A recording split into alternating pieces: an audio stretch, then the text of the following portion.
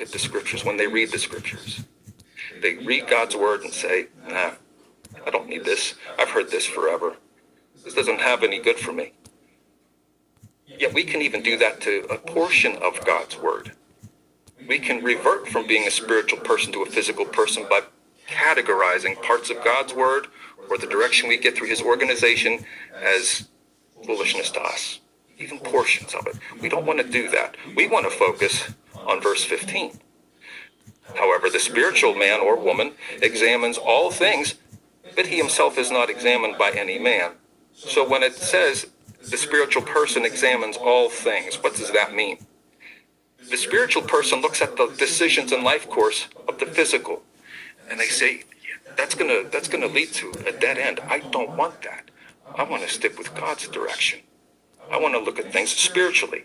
The spiritual person keeps striving for the end of verse 16. We do have the mind of Christ. See, the spiritual person keeps striving to see things from Jesus' vantage point. Jehovah gave us his son, his life course, his way of thinking, so that we could imitate that. Jesus ultimately imitated Jehovah, so we would keep striving for that mindset that Jesus has. And Jesus has always cherished Jehovah's values.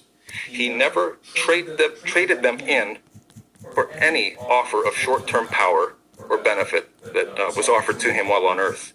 This spiritual person keeps working to make similar decisions. We don't do it perfectly yet, but we keep working at it, applying our mind and heart to Jesus' example. Then what would we be left with? Well, we would be left with a sense of peace, because we'd have Jehovah's approval. We'd be on the same page as Jehovah. We would also be left with a lasting name and reputation with Jehovah and Jesus. They won't forget you.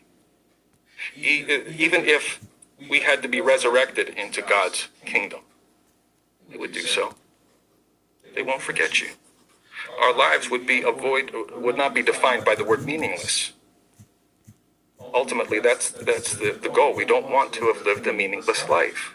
So if we've begun learning about the Bible's values, God's values, please let them keep directing your lives.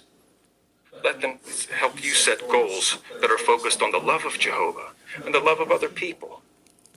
And if we have known God's values, maybe we've grown up with them, please don't trade them in for anything. Don't trade them. Don't trade them for anything that appears fulfilling, but leads to a life of disappointment. When we truly cherish Jehovah's values, come to know him, we do his will, we trust him, we obey him, and we develop his unselfish qualities.